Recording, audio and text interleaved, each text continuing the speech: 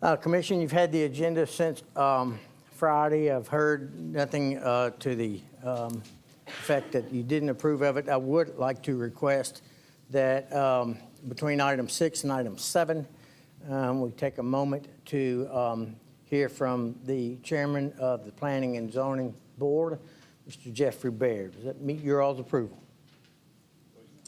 Yes. Okay.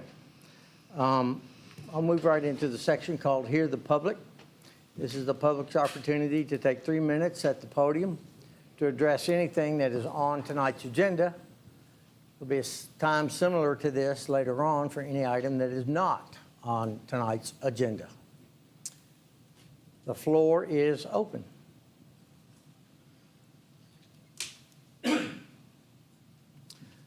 Fine, we'll move right ahead. Let's see. Yeah, we'll hold off on item 1, and we'll move right into item 2 with the introduction of the EDP Interim Director, former Commissioner.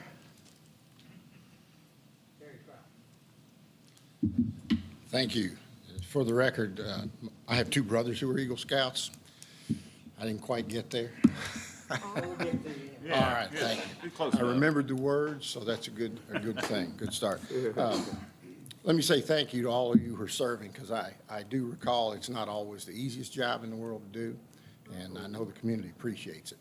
I have accepted the position as the interim executive director of the Economic Development Partnership, and my charge is to kind of lead through what, as you know, is going on, a transition from the current structure to a more nimble, more agile board of directors that can move more quickly and hopefully serve the community a bit better. Right now, the bylaws are being written and proposed, and kind of more to follow there. Economic development, of course, is vital to all of us, city, county, everybody. It's what we hope will drive the jobs that allow us to increase revenue to our governments without increasing tax rates. So I can't say enough about how important that is, but I don't have to tell you that. You're the ones that do the budget. So I look forward to it, and I certainly would appreciate any calls from any of you anytime you have a question, a suggestion. If things are going great, let me know. If things aren't, let me know. So. Any questions for Mr. Crowley? Not yet. Sure we will. All right. Thanks very much. Anything you need from us, let us know. We'll do it. Okay. Yeah, we should say thank you for your service Yeah. in advance. Yeah, appreciate you stepping up there. Yes, yep, yep. Item 3 is a update from the Art Center of the Bluegrass and their exhibit. Ms. Kincaid, welcome.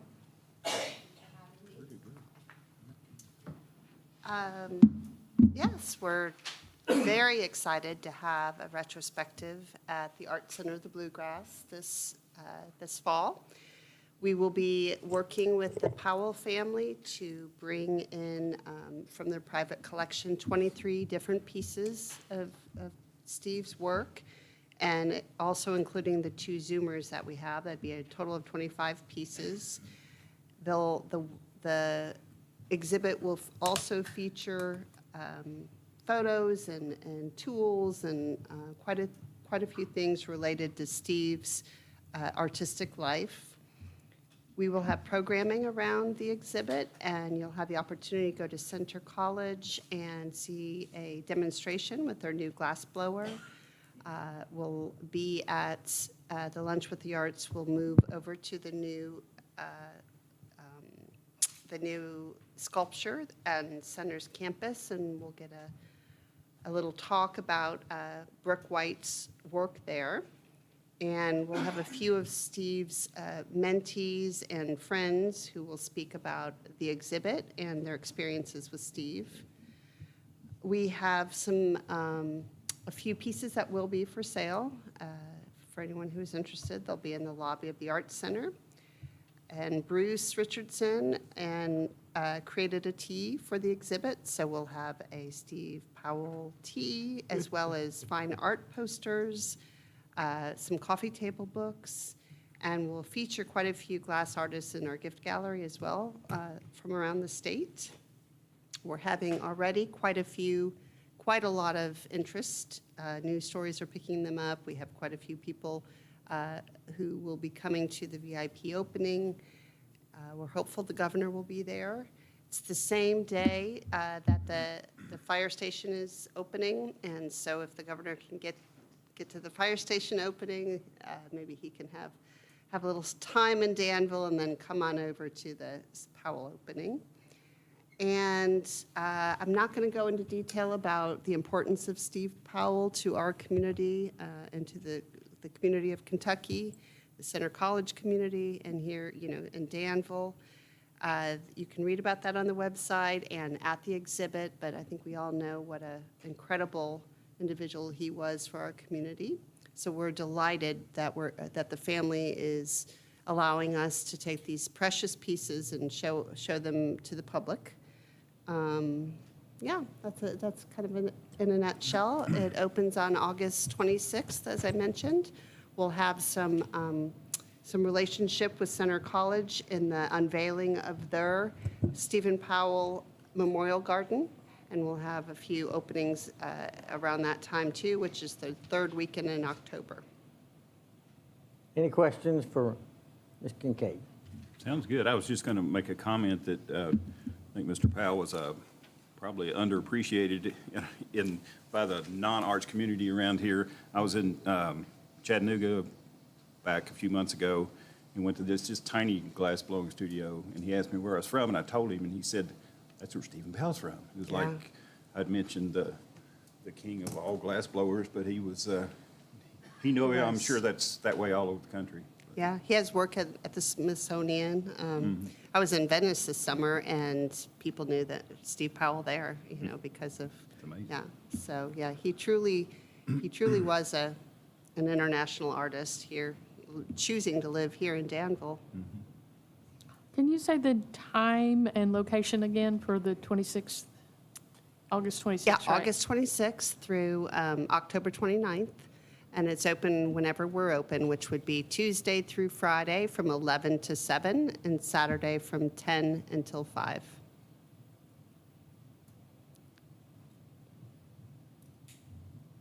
Anything else? We thank you, look forward to it. Thank you. Thanks for inviting me to talk about it. Glad to have you, anytime. We'll move right on into item 4, which is the approval of the minutes of the previous meeting, that being July the 25th. Chair will entertain a motion for the approval of those minutes. I'll move to approve the minutes. Thank you, Commissioner Atkins. Is there a second? Second. Thank you, Commissioner Holland. Discussion? I'll call the question. All in favor of the motion, say aye. Aye. Opposed, like sign, motion carries. Item 5 is the reappointment on the Ethics Board. Excuse me. And you will see that that is, well, Arnetta Myers. yeah. I'll move to reappoint Mrs. Arnetta Myers to the Ethics Boards as recommended. Second. Thank you, Commissioner Atkins. Second, Commissioner Terry. Any discussion? Yeah, I'm going to have to object. She's kind of sketchy. I wondered if you would have something to say. I don't But, about that. she's willing to do it again. I guess we'll let her. That's right. Yeah, I thought you was going to object because she's your sister. She might as well be, right? All right, all in favor of that motion, say aye. Aye. Opposed, like sign. Motion carries. Item 6 is a banner request from the, with respect to the Deaf Festival, which I think is sometime in September. Anyone here to represent that? Kendall? September 3rd? Thank you. Earl, anything on that you want to discuss? No, sir. Does it meet our specifications? So far as I understand it. Yeah, Okay. I sent them the municipal order and they sent it to the sign company to make sure it met our requirements. Very good. All right. Thank you much. I'll move to approve the banner request for the Deaf Festival 2022. Mr. Atkins, thank you. Is there a second? Second. Mr. Cardle, thank you very much. Discussion? Is September 3rd is the date, you say, Kendall? Okay, thank you. All in favor of the motion, say aye. Aye. Opposed, like sign. Motion carries. Let me ask City Commissioner, are we doing anything special for that? Because I think this year, is like a 200th year or something like that. We doing anything special there? I believe, Mayor, you weren't here at that meeting when we discussed that, I believe I wasn't and they here. told us what the festivities were, but Fine. So thank y'all for catching me up on that. there are several things planned, and I'm sure you could get a list to us, Mr. Coffey. Yes, that's what I was trying to remember, and we worked on that. I can't remember the date, isn't that next spring, the 200th festival? Yes. It's kind of going to run the school year, right? Thank you. We'll move right on into item 7, being resolution number 2022-08-08-01. This is an addendum to our contract with Paylocity. Mr. Boyd, the floor is yours. All right, good. Hold on just a second. Oh, sorry, we're I gonna go did with skip, sorry. Jeff. And then back up to 6A. 6A, and that is to hear from our chairman of the Board of Planning and Zoning, ubiquitous Jeffrey Baird. Sorry, I skipped over you, sir. So quite all right. It's not the first time. So, thank you all. I'm happy to be here to give you, I guess, an update, a timeline for the search committee for a new director for planning and zoning. We created the search committee at planning and zoning by the authorization of the Planning and Zoning Commission pursuant to a vote conducted in open session at a monthly meeting. The personnel committee met, and we decided that we were going to expand our search committee. The personnel committee consists of 3 people. We decided we were going to expand it to 2 additional at-large members from the planning commission. We went back to the planning commission and we had 2 members that chose to be on the committee. By happenstance, it wasn't planned, but one each from the city and county appointments to the planning and zoning. We met with these 2 additional members,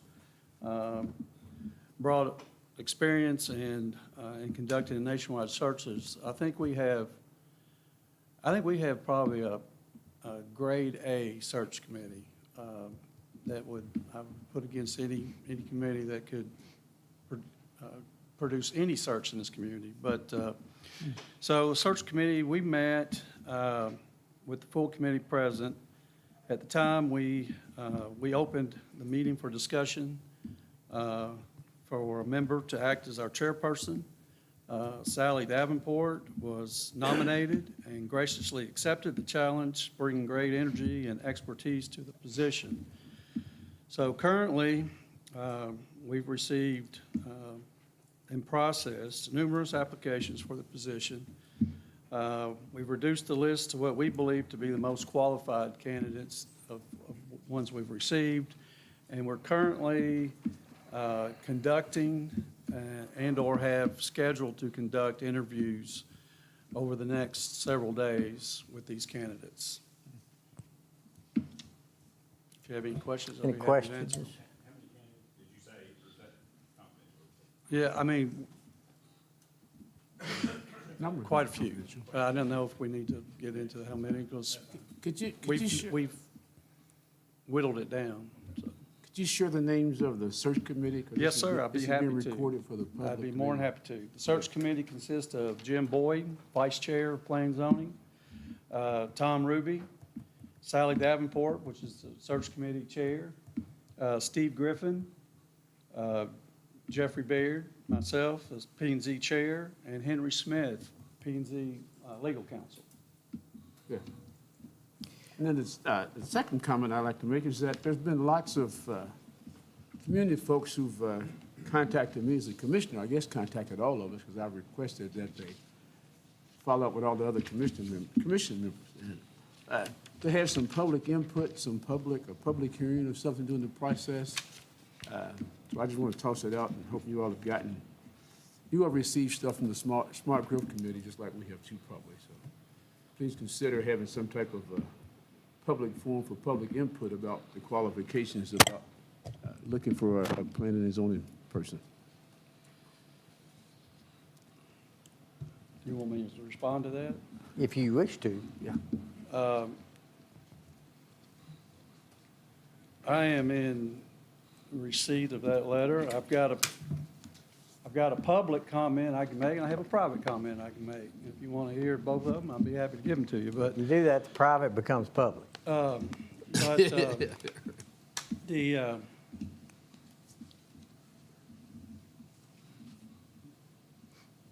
We have a job, and our job description is plainly there, just like when you all hire a city commissioner, or you all hire a city manager and other employees. I think we are due the same respect that you are when you do your hiring. Sure. Some of the issues that have been brought up by the Smart Growth Group, I've discussed these issues with our council. I've directed our council to advise the Planning Commission about any appropriate safeguards and our continuing commitment to neutrality in the zoning laws on conflicts. Furthermore, I accepted this burden that as the chair and as the acting or co-acting director of the Planning Commission, only so that myself and co-interim director, Commissioner Manning, could keep the P&Z serving and open to the public. So I think those were concerns that your Smart Growth Group had. I respectfully submit that as my response to that. I would say that in a personal note, not as the city commissioner or city as a planning and zoning member, not as the chair of planning and zoning, but simply someone who can read, is literate. I found that letter to be disingenuous, self-serving, and erroneous on a multitude of issues. And I hope I've put some of those to rest tonight. Well, I don't think there's any committee in this community that's more qualified to do the job that they have set forth to do. Well, and I think by you making those statements tonight, that's great. But I think as a part of my responsibility is to bring issues to your board, to your hearing. And so I think it's important that this process, when it comes to its end, that there's been an opportunity for people to be heard. And I think that's what this, and not just the Smart Growth people, but people community-wide need to be heard about this process. And that's why I raised the question, raised the comment. When people bring input to me, I always bring it back to the proper parties, okay? Yes, sir. Mr. Barrett, once you get through this search, we look forward to the results of your work. At some point, and I probably won't be sitting in this chair, but at some point, the city and the planning and zoning need to go back and review our regs, and we need to have a discussion as to what are the things that were in place that were taken out that need to go back in that serves as a filter, serves as a check and balance. And again, that's an open discussion right now, but at some point, I think I'm going to ask our city manager and our county and our city attorney, to weigh in on that with Planning and Zoning Board at some point in the future. But you need to get your new person in that seat and let them get comfortable. That'd be fine. Okay. Thanks for what you do. Any further questions? Thank you. Thank Appreciate you. it. Thank you, Jeffrey. Have a good night, bud. All right. Now, we are thrilled to introduce the new superintendent of Danville City Schools, Danville Independent School District, Dr. Greg Ross. Dr. Ross, welcome, sir.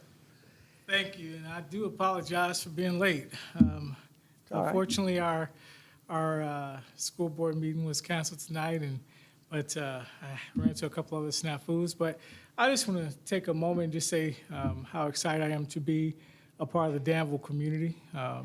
I've been very fortunate in my welcome. Spoken with Mr. Akins many times, and I felt his support and pushing me through. And I've met countless times. He's probably tired of me, but Mr. Coffey has been a huge contributor in helping me wrap my head around things in the community. And I just look forward to being a partner in any way that I possibly can. I'm creating a lot of good conversations with those in both the civic community and also in the business world. So I'm looking forward to just letting the community know that we as Danville Independent Schools are looking forward to merging conversations, realizing how we can contribute and benefit from one another, and also just really looking at that holistic bond. So I'm just super excited about that opportunity. And thank you all for your patience with me this evening. Questions, comments? Dr. Ross, it's great to have you here, and one thing I've already heard is how visible you are and how involved you are, which is something I think that had been missing in the past maybe. I'm not going to throw anybody under the bus or anything, but they're glad to see you out there already getting, weaving yourself into the fabric of the community like you said. So we're glad to have you. Thank you, sir. I appreciate that. Yes, welcome. Thank you. Welcome, and I've heard the same thing, and thank you for listening to everyone. No, I appreciate They that. feel heard. Well, this is the thing that, from my perspective, I don't have all the answers. And for a community that's already a success, I want to be a listener. I want to hear what the community needs and desires, but also I want to hear from what they really enjoy about what's already happening. So at this point, I think it's important for me to be a listener first. So thank you so much. I just want to say welcome again. Thank you, sir. I appreciate that. All right, now. Tell us a little bit, got family, tell us a little bit about you. Well, yeah, I'm from, originally, my roots go back to northern Mississippi, Boonville, Tupelo, Corinth area. That's where my folks are from. And I grew up in Paducah, Kentucky. And after going to school in Paducah, I went off to college at Oral Roberts University in Tulsa, Oklahoma. After that, I was fortunate to travel with sports a little bit and played overseas with basketball. And then I came back home and started teaching and coaching, and I was fortunate to coach some really good teams. And I coached, ended up being the head basketball coach at Mid-Continent University. And in somewhere in there, I also went to law enforcement for a little while. And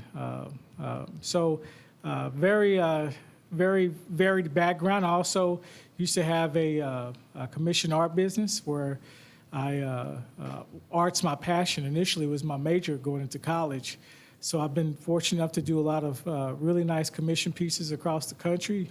One piece I'm really proud of is a piece at Murray State University. It's a historical wall for the minorities that were the first graduate, the first minority athlete, first minority professor. So just a diversity wall for Murray State and their Curry Center.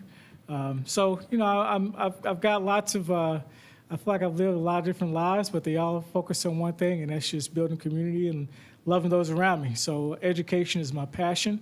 If you would have asked me as a kid, I would have never thought that I could love anything more than basketball. But I found out that I probably love education 10 times more. So being able to use that as a resource and an avenue for these young people, the idea that we have the capacity to change a young person's trajectory is pretty empowering. So that's my passion. So in reference to family, my little man, his name is True Ross. He's here with me. I have two daughters that live pretty far away, but True is at football practice right now, actually. So with the Bay Bulldogs, so we're pretty excited about that. But yeah, we're here, man, and we're not going anywhere. We're excited to be here. and making Danville our home every day. So that's a little bit about me. Well, we're excited you are here. If your first move publicly is anything like the rest of your tenure, it's going to be a real success. Well, you know, this is what I'm excited about. I'm excited about looking 2 years, 3 years from now at how our students' assessment scores have really just zoomed, how our teachers want to be here, and our teachers are staying in Danville. We're creating a pathway for our high school graduates to go into education or public business here in Danville, and we're creating that Danville community. So that's what I'm super excited about. So yes, sir, I'm just as excited as Danville is, and I am excited that Danville's excited about me. I mean, that feels good, you know, it really does. But I'm more excited about looking back at how even my own child thinks, man, this was a great place to grow up in. So that's pretty exciting for me. Good. Well, thank you all. I appreciate your time. Thank you. Thank you, Yes, sir. sir. Yes, sir. Thank you. I will tell, a couple of weeks ago, don't run off, I'm going to say something nice about you. A couple of months ago, we held a meeting on the heels of the Uvalde shooting where we got all the first responders in, and there were about, I don't know, 20, 25 folks in the room. And some of the logistics were going through, and Dr. Ross said, well, I have been in a live situation. I was a teacher at Heath High School. When that happened, okay, well, the room went quiet. And it dawned on me that all those people in the room, that's probably the only guy there that's actually been that close to that kind of situation. So appreciate you being there, and glad to have you all the way around. Absolutely. I'll be calling you. We'll have lunch. Okay, thank you. Now we're going to item 7, which is a contract addendum with Paylocity. That's Resolution 2022-08-08-01. Mr. Boyd. All right, good evening, everyone. So in front of you have an addendum for the Paylocity contract. What we're requesting is an addendum to include what's called a learning management module. Essentially, this is going to be a tool that we want to utilize to do employee training through the software. Not only will it be training, it's also going to create an online resource library for employees to reference, also allow us to track training on an annual and continuous schedule to, and then also it's going to provide us with a good housing area for safeguarding documented training records. And so we're requesting approval of the letter of intent. Estimated cost to add that module is about $6,000 annually, which was put into the fiscal year 23 budget. And so that staff's requesting approval of that addendum. Do I hear a motion for the resolution? I move for approval of Resolution 2022-08-08-01. Thank you, Commissioner Cardle. Is there a second? Second? Commissioners Terry and Atkins. Any discussion? Chair, call the question. All in favor of the motion, say aye. Aye. Opposed, like sign.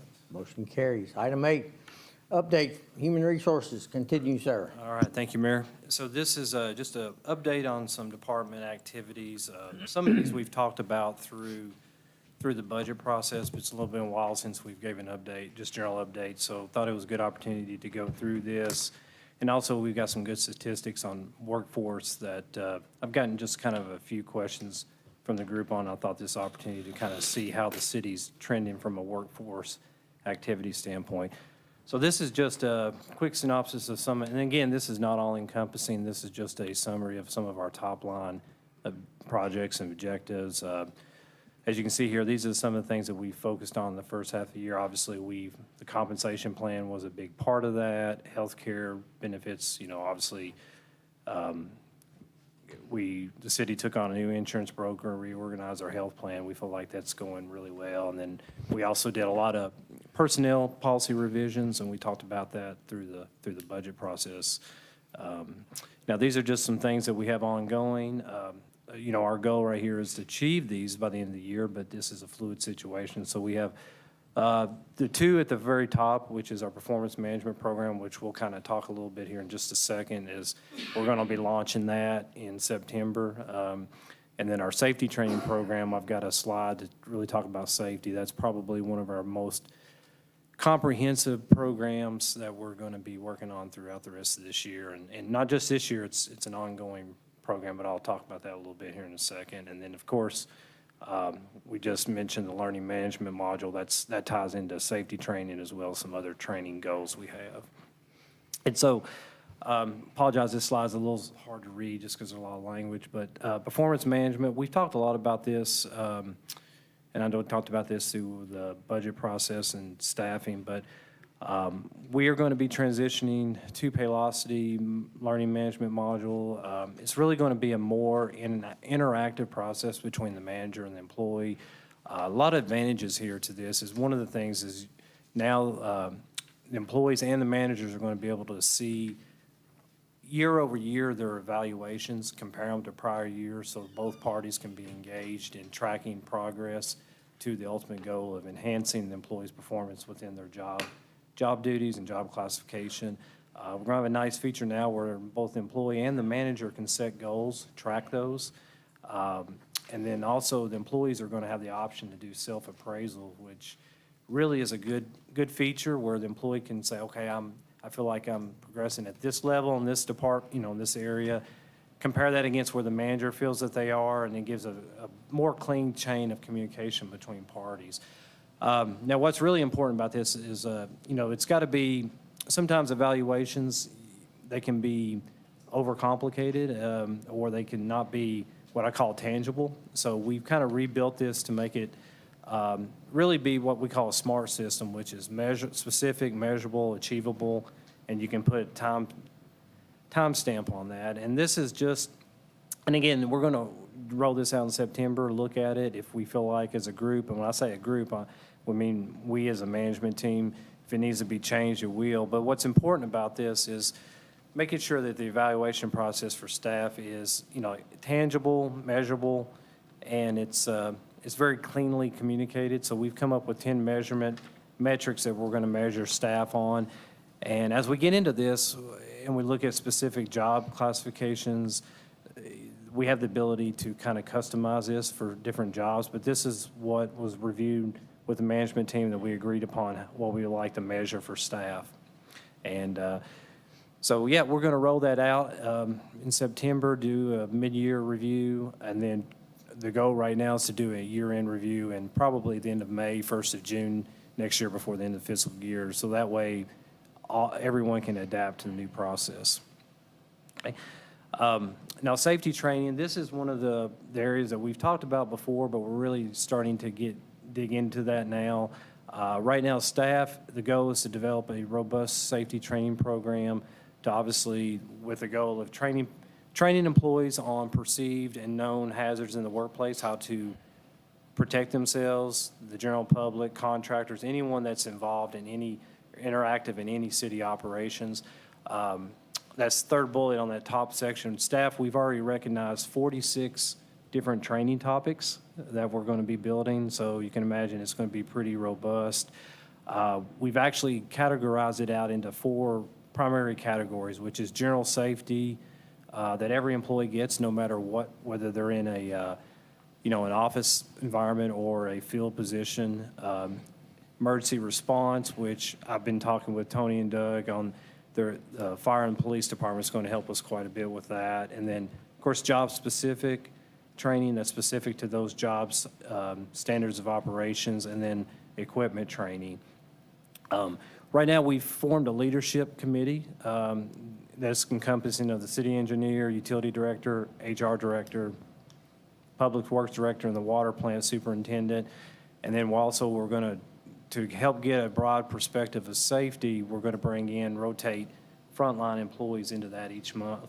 And so what we're doing is we're meeting monthly and we're building our programs. And so we're in the early stages of that. We met in July. We've got another meeting actually scheduled this week. And so we feel confident we're heading in the right direction with safety. And then Another part of this too is our goal is to build a good safety manual, something that's easy to read, but is well documented, so staff have a good resource to, reference safety materials and with the ultimate goal of keeping everyone safe in the workplace.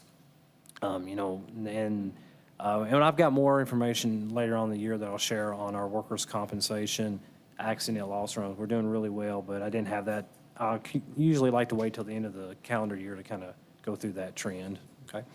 But again, this is our goal is to try to get this up and going by December. It's a lot of work, but we're being ambitious about putting this together, okay? All right.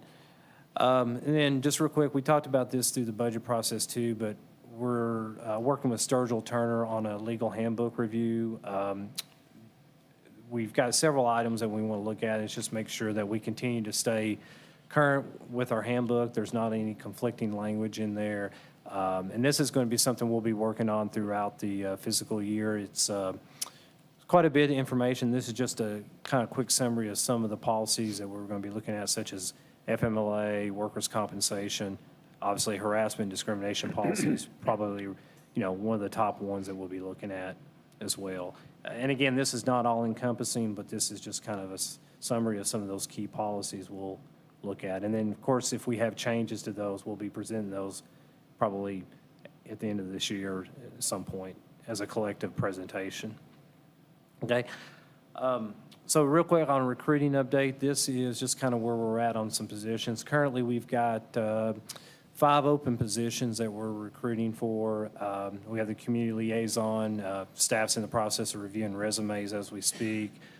We have 1 equipment operator in Public Works, and then we have 2 positions within dispatch that we're going through the screening process, and then we have 1 opening for police officer. And just as a side note, these positions are not turnover positions. These are positions that were created primarily through the budget process. Now, dispatch has been open, but those are new vacancies. And we're going to talk about turnover here in just a second. Okay. And so really, segue from those kind of those projects, I wanted to just kind of take a few minutes and give you some statistics. I know some of you had asked about kind of what our population look like, and so I thought this was a good opportunity to go through that. So this is just a slide on our workforce by generation. As you can see right now, it's pretty interesting when we start putting these numbers together.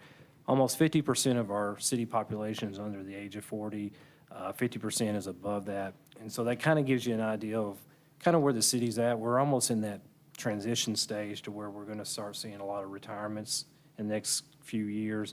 And so, and younger generation coming into the workforce. And these numbers kind of reflect that as we continue to move through the years. Right here is another good slide that indicates that. So you can see our full-time employee tenure. You can see we've got, this is out of 172 classified or approved positions. And right now we have 77 employees has less than 4 years of experience with the city.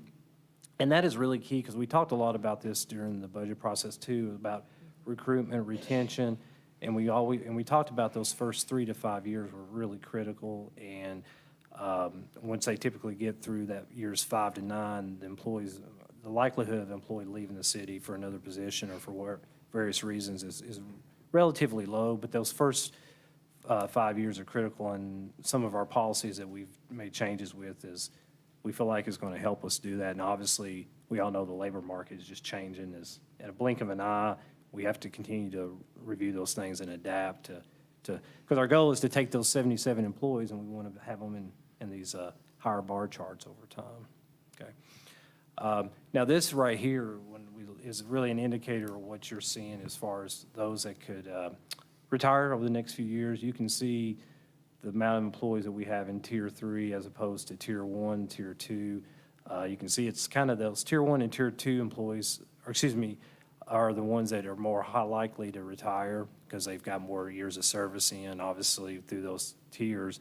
And you can see it's kind of split right down the middle. So again, it goes back to that transition that about 50, we're starting to see that split, 50% seasoned, 50% on the less tenured side of the workforce. But again, a lot of those employees are going to transition out in the next few years, and we've got to be prepared to replace those positions.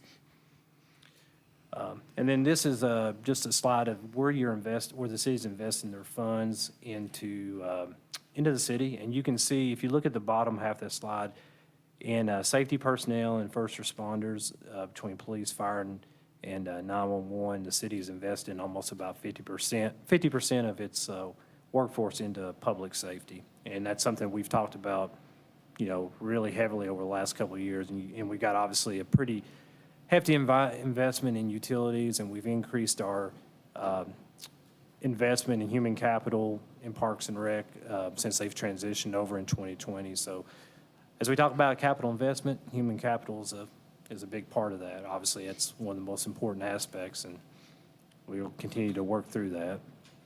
And then this is just a reflection of a lot of the changes we made over the last couple of years. As we talk about the labor market, and everybody's heard the term, the Great Resignation that we've seen in the pandemic. The city's been pretty fortunate. We've done a lot of good things. As staff, commission, you guys have made a lot of good changes that's kind of reflect these performance through compensation and also our policies. And you can see in 2020, we had 27 full-time employees turnover. 2021, that number was cut almost in half. 2022, it's down to 5 employees. And then if you look at safety personnel, same thing there. You can see those numbers have really declined. Saw a lot of retirements in 2020. Obviously, some of that was reflective of the pandemic, but that numbers declined over the last couple of years. And there's just a bar. That's an easier way to look at it right there. And so, I feel like the changes we've made this is a reflection of, a simple way to put it, that, this shows that we've been able to weather the Great Resignation in the city and been able to recruit those positions that we've created through the budget process. It's not easy. We still have our challenges, but I feel like we are doing a lot of the right things. And then here's just a snapshot of safety personnel. You can see in 2020, we lost 10 police officers. And, a lot of that was related to compensation or other positions, but we gained a lot of those officers back in 2021, probably I think parts of 22, and you can see again, the numbers pretty much speak for themselves right there. And then this is what is really, when we talk about turnover reasons, we never want to see turnover for things that the city can control, and those are compensation, pay, benefits, and work culture. And if you look right here, the reasons that people have left are for none of those. Other than the 2 in the indicator there in the blue slide, those were positions people left before we made compensation changes. And so since that time, we've not had anyone leave because of pay or for another position. Most people leave for personal reasons. Obviously, those are factors that are out of our control. But again, that just shows you we're working on the right things between culture, compensation, benefits, and trying to position us for future, which, going back to this one right here, is one of the most critical ones, because we are going to see a lot of retirements in the next couple of years. We're going to see a lot in utilities, and Marshall and Earl and I've talked quite a bit about it, and we're going to have to really come up with that's one area that we're going to be focused on heavily over the next year with a staffing plan. So, no, it's a lot of information, but I'll entertain any questions you have or go over any slides if you'd like to cover those again. And again, we'll have more updates throughout the year as we progress on these projects. Any questions for Randy?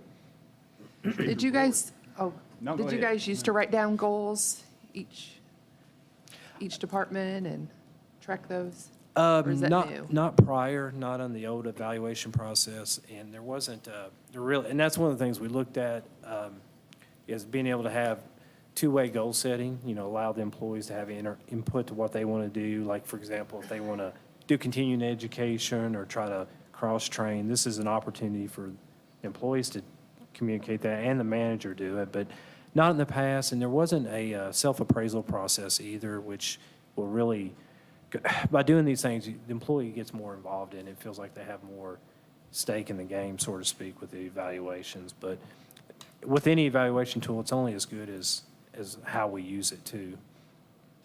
Right. I was pleased to see that because Yeah. you're like over 40% more likely to achieve your goals when they're written down. So you always, Yeah. so that's just better efficiency and better involvement with employees. So glad to see that. Yeah, and part of that too is the software allows us to, because now the employee, when they log into their Paylocity portal, if there's goals out there, they'll actually be able to see all that information, and which they wouldn't have been able to do in the past, and it's all right there for them to look at. Anything else? Thank you, sir. All right, thank you. Thank you, Randy. I have one more comment. Yes, ma'am? No, just not to beat this to death, but I'm just so proud of this group and also Rick when they kind of foresaw we need to pay people more. The energy in City Hall is very different than it was 6, 7 years ago. And I always looked at it, I thought, stop the bleeding, stop the bleeding. Every police officer you lose $40,000 to train. So if you lose 11 at 40,000, that's $440,000. And then now we're just losing one. So just well done to all you guys. Yep. And then now that's where the money is to pay them more. So Yep. good job. I would like to echo that. This is a over $50 million corporation here, and there's no reason that the bar should not be high, and very professional and qualified people who are paid well. Yep.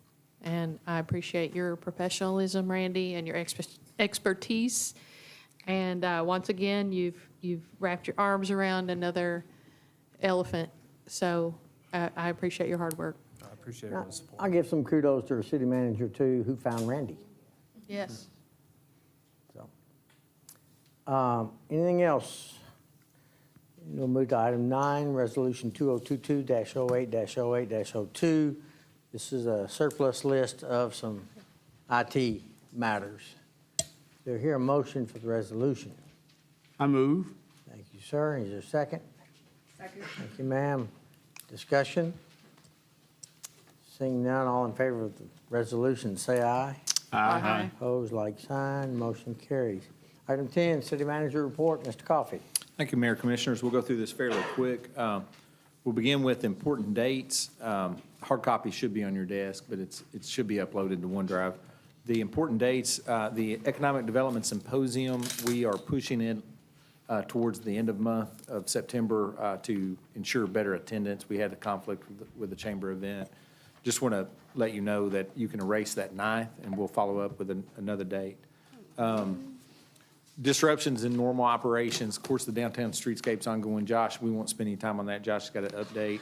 We'd like to take a moment and recognize the work of the utility employees, both on the Perryville Road Water Project.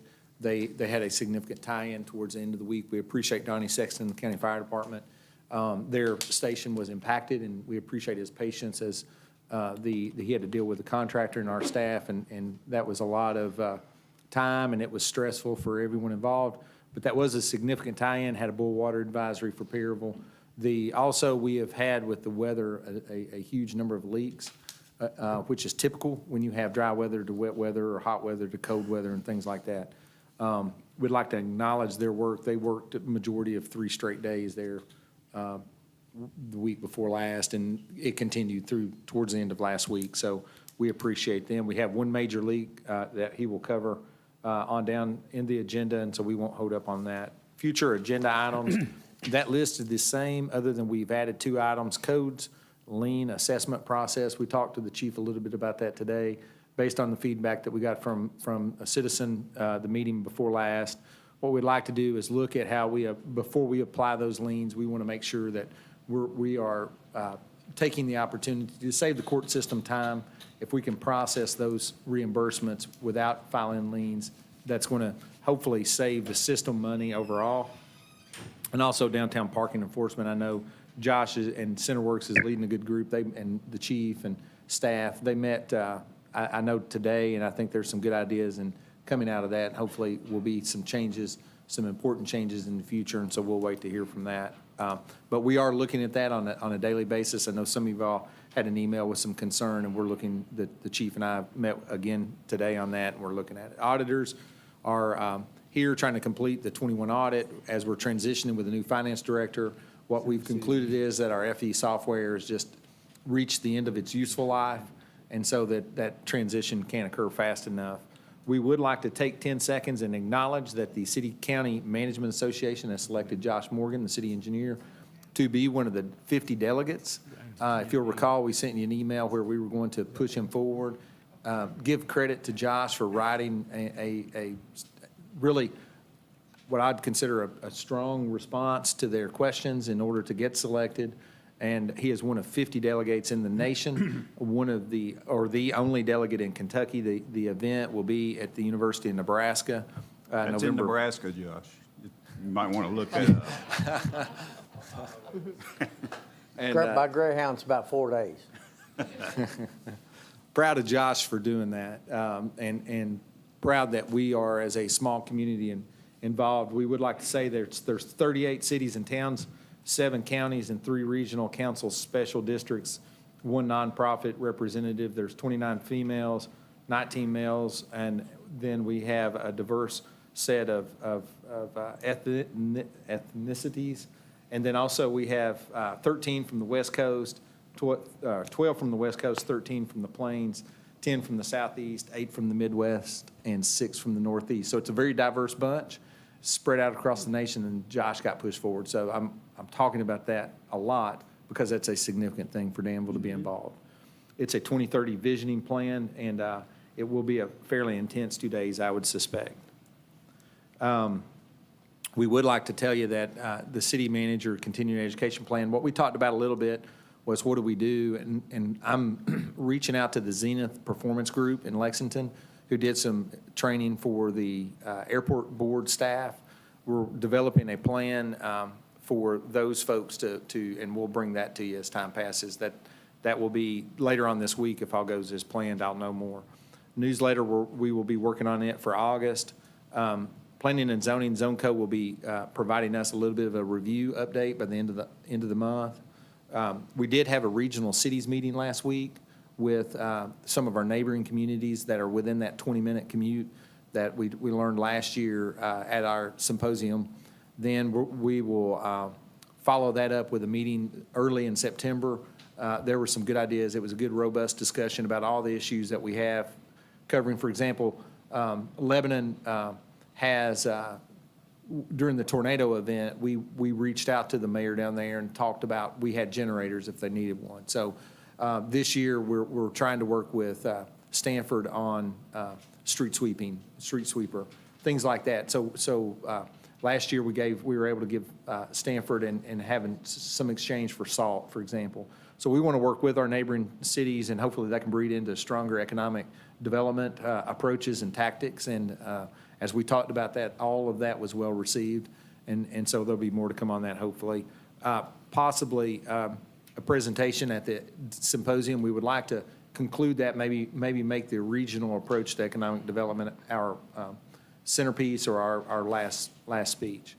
EDA is meeting this week and continuing to organize. We will give you an update on that. The EDA did pass its bylaws. It's reviewing RFP for legal, banking, and engineering services. We did submit a letter of intent with permission of the EDA board for the Norfolk Southern site. We are following up on that with a full application now. The due date is second week of September, I think. That site had been rejected multiple times. It doesn't have right-of-way access that is serviceable. It also does have limited water access. And so the PDI program is a perfect solution to try to achieve both of those. And so we submitted that application and looking forward to submitted the letter of intent, look forward to the application process. Any questions? And that's what, 1.2 million? We submitted 2.5, yeah. No, actually, more than that. We submitted 4. We're eligible for 750 base. If no one, depending on how many applications are received in the state, we could get up to 2 million, but our base application is eligible for up to 750,000 plus or minus a few thousand. Earl, this changing the subject, but what have we done in Eastern Kentucky? Do we have a coordinated plan, or we just? Well, the mayor asked me that today. I've been on the phone with a lot of different people, some of which I know. You know, my hometown flooded this weekend. Right. And when I say flooded, it flooded. From a totally different storm. So I'm not really sure what's going on, other than there are people affected. It is the destruction level is way more than what you would envision. It is way worse than that. To put it in simple repair terms, you have a holler might be 10 miles long. Water goes from the beginning up to the head of the holler, as you would call it. Power does the same thing, and transportation does the same thing. The flood is worse at the bottom than it is at the top. So what homes are left that did not get washed away are at the head of the holler, which might be 10 miles worth of effort to get 5 homes back into service that are actually usable. So the problem is very complex, and it is a long-term problem. So nothing is going to be solved this week. In the short term, we have donated quite a bit. I think the schools, I know at the Bull County side with the football program and softball and things, we've had several gatherings and distributed goods. The Breathitt County's probably been hit, and Knott County the 2 hardest, but all of them, every community in the 3 main watersheds are damaged a lot.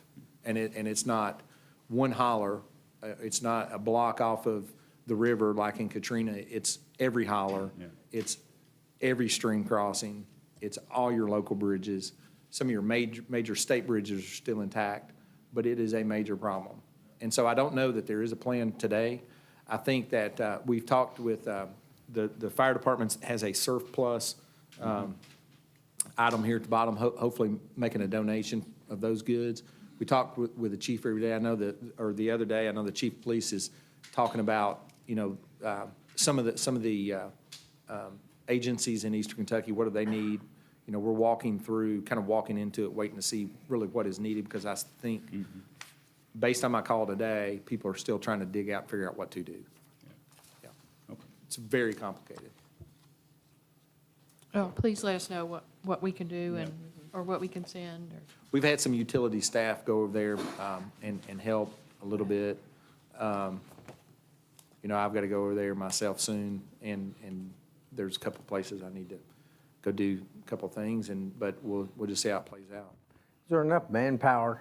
No, it's, the problem is way worse than you realize. And I say all that with all due respect. You're looking at hollers that are 20 miles long are gone. You know, like literally the homes are washed downstream. And so the problem is, it's not that the homes are just gone, they're riddled down the rivers and streams 40 feet high in the trees.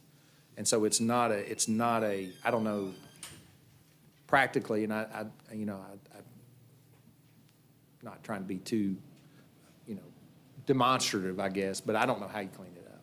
I really don't. I mean, having seen floods in Eastern Kentucky my whole life, I mean, I don't know how you clean it up. I mean, McKee's been flooded before, but it flooded this weekend, and it was one of the worst ones ever, you know, in a lot of ways. And so I don't know.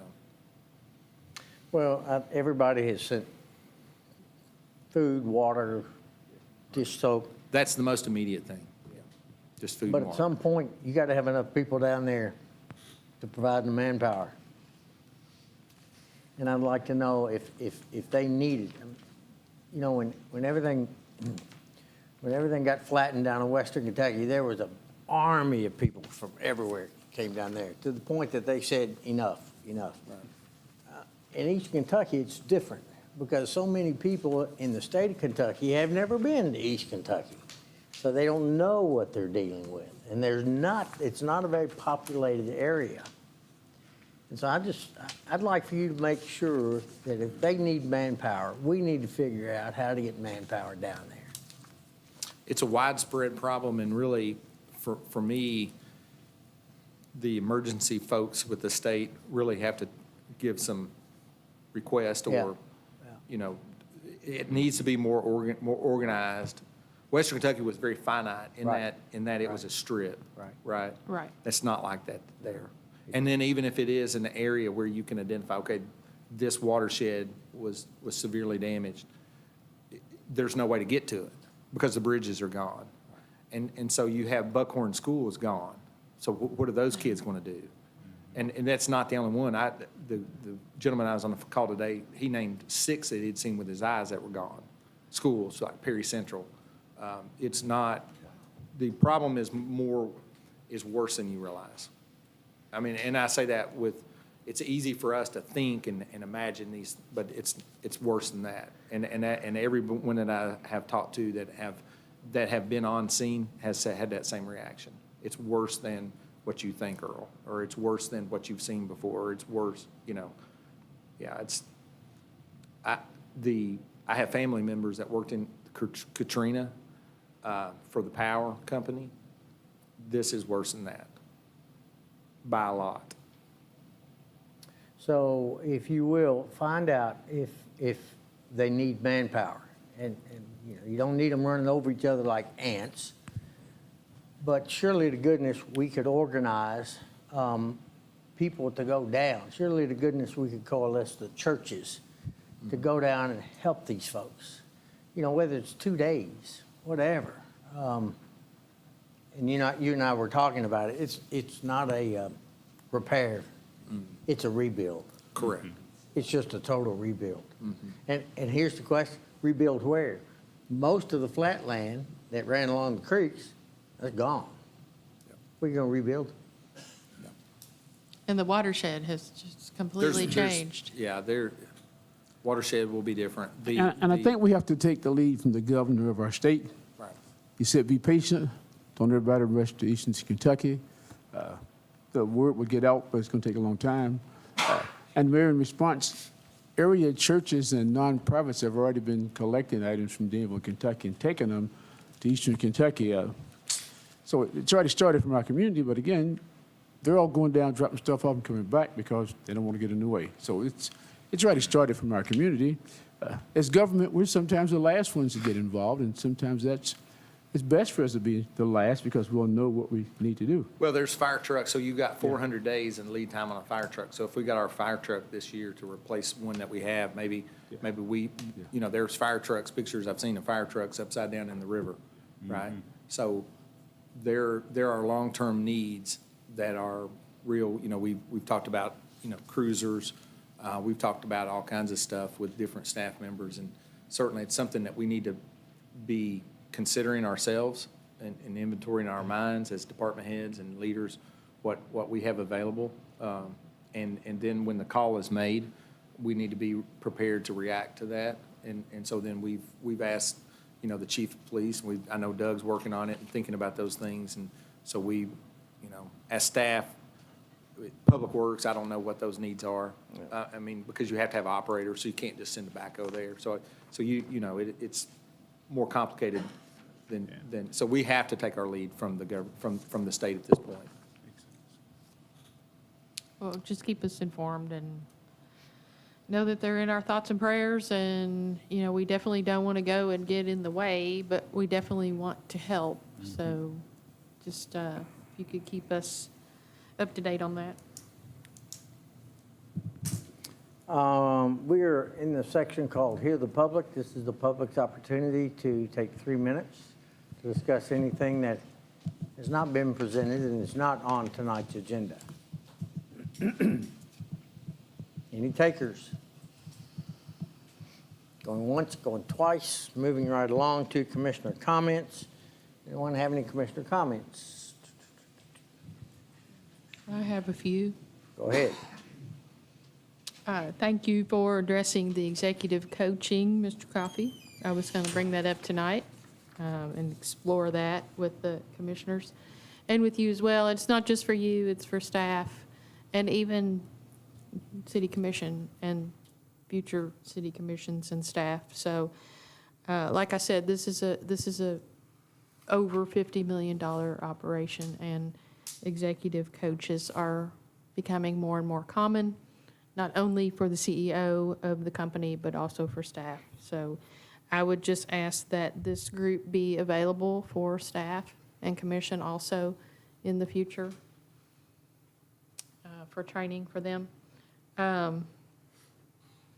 And since it was brought up about safety tonight and training, I've been asking for several months about safety during meeting settings and not just ours. And for a few meetings, there was an officer present in the hallway, but there has not been for some time. And I would request a safety in and during meetings policies to be set, because even churches have safety teams now and security teams, and I feel like this is a vulnerable time for not only people serving on our committees and boards, but also for the people attending meetings. And I would just like for that to be put back on a front burner somewhere for someone, please. Anything else, ma'am? And thank you all for working the water breaks. I saw Marshall and several of the guys down on Checkertown Road with the geyser that popped open there. And I was going to bring you all some water, but you all had water as I drove by, so I Yeah, we just had let you do plenty. your thing. Drinking water, that is. Thank you. Jenny, Mr. Atkins, anything? We got some observations, and you and I have talked about the code red. Next time we have, or maybe even when we had the water break, we got criticism, as you know, that there was no way for the older folks to even know about it. So for the benefit of the public, why don't you elaborate on that again? Issuing a press release, I'm looking at a draft of it now. Marshall, I don't know if you know this is ready to publish, but the bottom line is we are redetailing and republishing for the press, or for the public at large, the methodologies to receive a boil water advisory. But in a nutshell, we have a standard listserv that we're required to send it to. Facebook is not the solution for us, although we do publish our boil water advisories there as a catch-all. As a, and also you do, that kind of thing. We do have the best way to get emergency notifications is sign up either through the city's website or the Code Red system at the county. The county is automatically notified so there's really, rule of thumb, there's really two types of boil water advisories, and it's not necessarily based on number, but for us, the first level is, can we get to everybody efficiently? Can we touch every door? And if we have, 5 or 10, 15 homes that are right there in the area, then a lot of times we'll knock on their doors or we'll talk to the property owners directly, hang a door hanger. If it gets above that number, then you're talking about broadcast media being the only solution. And so the listserv captures the TV stations, the radio stations, the newspaper, all of those agencies that have a methodology to communicate outwardly. And that is, they're required to do that for us. They're required to be that. However, we can't control what they publish and what they talk about on TV and that kind of thing, right? So we do need to revisit them, and try to make sure they're publishing that. But the most secure way for you as an individual is to try to sign up for that Code Red or the city's website. And the city's website, the news flash will be at the top. But you'll also get an email if you want an email, or your phone number would receive that communication too.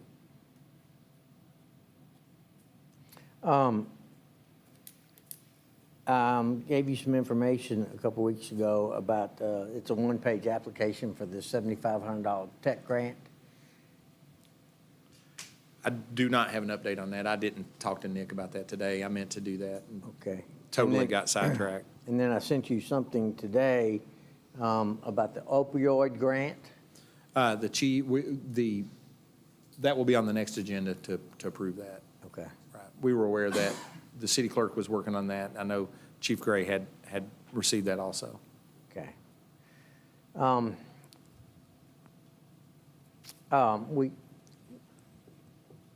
We've got an interesting dilemma on our hands, and I want us to talk about, at some point, Earl, you and I talking about some kind of a workshop, because we've got EDA folks with their opinions. We've got EDP folks with their opinions. We've got city folks with their opinions. We've got county folks with their opinions. And everybody's getting a little bit of snippet of the full spectrum. And somehow we need to have a workshop to get everybody in one room and have this conversation so that everybody's ears hear the same thing. Because you and I have been going to EDA for how long? But most these people here don't know everything that we've discussed, and they need to know that. The county folks have a particularly strong opinion. They need to share that. We all need to hear that. Somehow we've got to get in one room and sort it out, because this is a Mexican standoff at this point. Everybody's got a gun pointing at everybody else. And we got to get past this. It's too important a subject. So can we do a workshop at some point in the very near future? Yeah, we can. Technically, I mean, you would want to, I can sit down with Terry and talk about that. Technically, it should probably come from the EDP as being the primary organization there already, with an executive director interim now. We should probably, but the city and county has representations on the EDP too. And so I don't know. So during the budget process, we asked the city commission what your opinion was. And so then there is a lot of individual players that are influencing or causing a lot of consternation or discussion. The legal documents say some things very specifically, and the EDP as a board is responsible for reorganizing itself, and that doesn't answer to individual people as occurring at times. So to your point, Mayor, it is very confused, and it is not the premise of the legal structure that you're trying to even renovate's not understood or not accepted. Just the actual board that has to make the decision is not acknowledged, almost. It's not, the city commission doesn't make the decision as the board for the EDP, right? It's the EDP board that has to vote and make that decision. So why isn't it and so every agency that is represented, including Kevin represents the city on the board, you do. So that conversation amongst that board has to happen too. And it's just none of that's happening properly. It's like there are conversations happening around it, and when that board tries to meet, it doesn't occur there. And so I don't know really how you overcome that, to be honest with you, even with a workshop. Did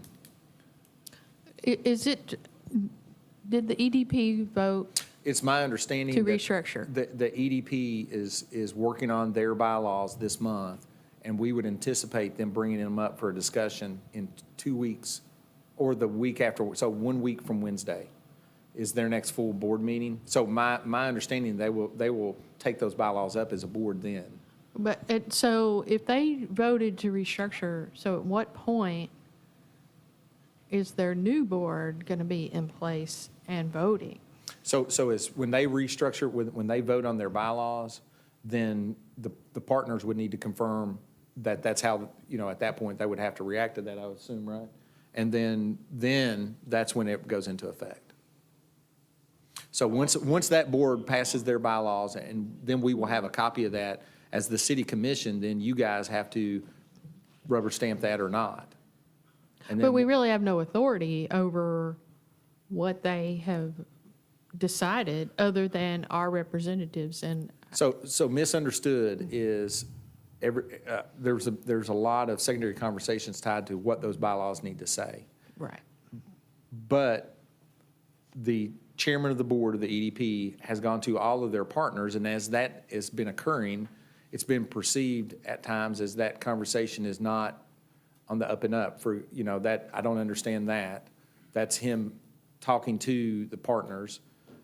The partners in general has provided some feedback at some point along the way to the chairman who has assembled the bylaws based on that collective feedback of all the partners, not just the city, not just the county, not just the Industrial Foundation, the 15 or so individual organizations that are members have all had to have necessarily the opportunity to provide feedback on those bylaws. Those bylaws are being considered, as far as I know, a week from Wednesday. And if they're passed, we'll bring them back to those, to each. I will bring them back to you guys, I know. I can't speak for the county, I can't speak for everybody else. But I know that I will bring those back to you if they pass those and let you see those and let you confirm that that's how the city wants to interact and confirm that it's acceptable for you guys. Right. We're not going to vote on their bylaws. We're going to decide whether that's how we're going to participate or not Whether or not in the structure. Exactly. And that part of it's not understood. You are confirming that it's acceptable then, therefore, for you as a board To participate. to participate in the way they've provided you, in the methodology that they're providing you in the amended bylaws, right? It's really, I mean, but it's not, And not a discussion of whether we want them to change those bylaws or not. It's about whether we are going to participate under that structure. under that structure because it's that group ultimately responsible for developing how those bylaws read. And And other entities are going to do the same thing. They're going to decide whether they're going to Exactly. participate under that new structure or not. Correct. And we have no authority over whether they participate or not. that is correct, right? The problem with that is the county has gone on record and said, if we can't have something of a different conversation, we're out. And I know the first reaction is, okay, let them go their own way. I don't think that that's a very efficient way to go about economic development, because if I'm coming in with my 127 jobs and $20 million, and I'm looking and I'm going, wait a minute, we got this economic development group over here, and we got this group over here. Who am I supposed to talk to? Well, if You they know, choose not to participate, then they're not in the conversation. I hear you. And but- that's on them, and the citizens can vote in November whether they want to continue with that same representation. And that's nice for you to say now, and you're right, you do have that. But that doesn't stop what I consider to be a real misstep for the community. Not just county, not just city, it's a misstep for the community, because we have to produce a cohesive front. But And right again, now, that's on them. Right now, yeah, it is on them, but sometimes you got to bring people along, and sometimes you got to figure out a way to make that happen. But we've And the tried. fact is, we've got to have a cohesive group, we've got to have a cohesive appearance outside, if we're going to be effective. The city has done that, city staff has done that, city commission has done that, citizens have done that, and they are not listening. And it has also been lowered to the point of insults and personal smearing from certain elected officials towards other people involved in this. This is a partnership. If they want to participate, then participate. If not, we need to move on, because we have talked to them ad nauseum, trying to get them to participate and to understand. And again, it's their decision. We have no authority. You're correct, it is their decision, but I feel we have a fiduciary obligation to do everything we can to try to get them to work into this thing. And not just We them, have. but to get the EDP folks to at least understand where they're coming from. Again, it's a three-way standoff. And we're going to wind up losing the opopportunity. And we're- Mr. Crowley left, but not, I'm sorry to interrupt you, but obviously I have strong feelings about this too. Mr. Crowley left, but, you know, we are entering into a new adventure, and mindsets need to change. And if that means that certain people need to step aside, then they need to step aside if they can't grow and change with us and for the community. I would agree with you if it was one or two individuals, but this was our counterparts. This was county government, and that's a big piece. That's a big piece. You know, Bowling Green got 2 or 3 different organizations. I get, Why do we have to bring everybody together? That was my next question. well, because that's called being a leader. That's what we need to do. But we've tried. Well, we got to try again. But we've tried. Are we in commissioner comments Yes. section? Yes? Can I suggest that this is a discussion for another time, that we move to item number 11 on the agenda? We got some No. people waiting to present. We've been doing this one for 15 minutes now. We can't solve it tonight. Well, I look forward to hearing from the EDP. Yeah. I always like to bring people together. I always like to work together. Yeah. But you don't have change unless somebody admits there's a problem. So I look forward to hearing from them what the problems were and an admission of that. And then that would be a group I'd like to work with. Yeah. So, And you can't bring somebody along if they don't want to be brought along. but, So we will see have how a they feel report about for you change. after the EDP meeting. My position For sure. stands. So, my And position. if I may say one final comment on that too. No, go ahead, though. Leadership is about casting vision, and in an era of recreating the way the community views economic development, that vision is cast. We can set a table, a nice table. It can have decorations. You can prepare a nice meal. But at the end of the day, someone has to sit at the table and eat if it is going to be a success. And if you don't have that participation, you then have to decide, do you eat the meal with those in attendance, or do you reschedule the event? And you see if another event is scheduled, and if you like that table, you go sit at it. But if you don't, at the end of the day, someone has to eat. See, the problem here is. But the problem that is going on now is there is a lack of defined leadership in casting the overall schematic of the redeveloped image of economic development. I'm not going to get into all the specifics of that tonight. It's not appropriate, nor do we have the time, but it's chaotic because there is a lack of vision-casted leadership in the redevelopment scheme of economic development, period. And Thank it you. won't be achieved until that issue's solved. And you just made my point. And until all parties get into a position where they can hear from each other instead of, I heard this person say this, and I heard this person say this. Stop that. Get in a room, and I don't care if it's 6 hours, get in the room and figure out. And if somebody at the end of the day says, I've heard everything and I still feel this way, I'm good. But at least you got the he say, she say out of the way. And that's my big concern, is that it's just gotten to be a he say, she say, because not everybody's been able to get together in one place. We can talk about this later. We'll move right on. I make a motion to approve the bills. Thank you, Commissioner Atkins. I will second that. Is there a second? Commissioner Holland, all in favor say aye. Aye. Opposed, like sign, motion carries. Thank you, Mr. Atkins. Item 12 is first reading of ordinance number 1998, property tax rates. Ms. Compton.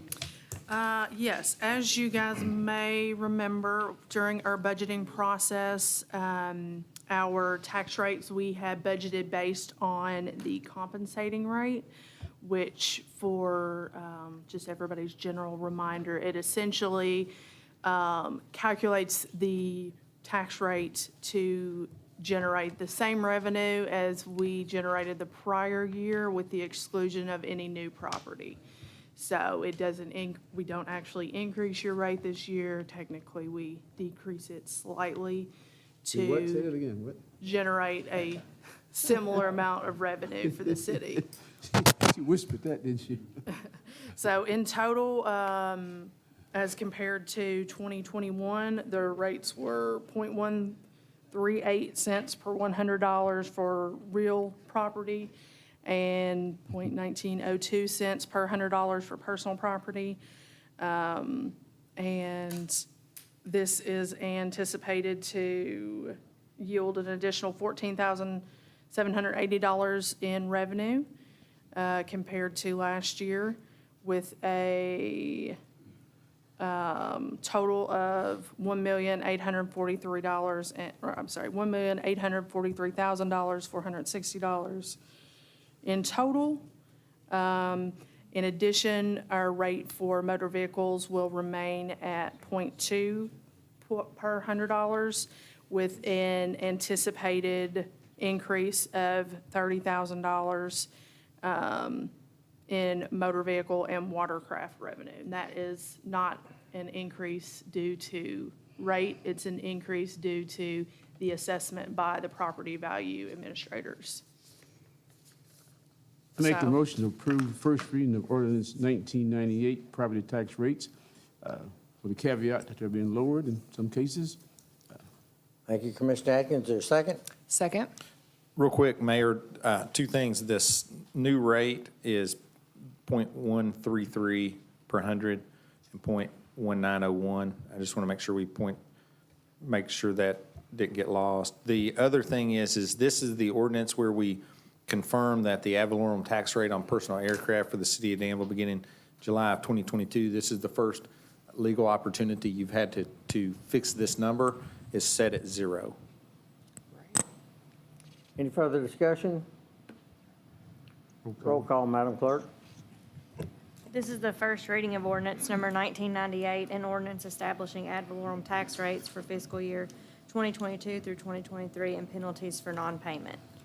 Commissioner Cottle? Yes. Commissioner Terry? Yes. Mayor Paris? Yes. Commissioner Holland? Yes. Commissioner Atkins? Yes, ma'am. Mr. Pro Tem, chair is yours for a moment, please. Okay. Next item on our agenda is item number 13, Resolution 2022-08-0803, Clay Pipeline Proposal. Mr. Carrier. Thank you, Commissioners.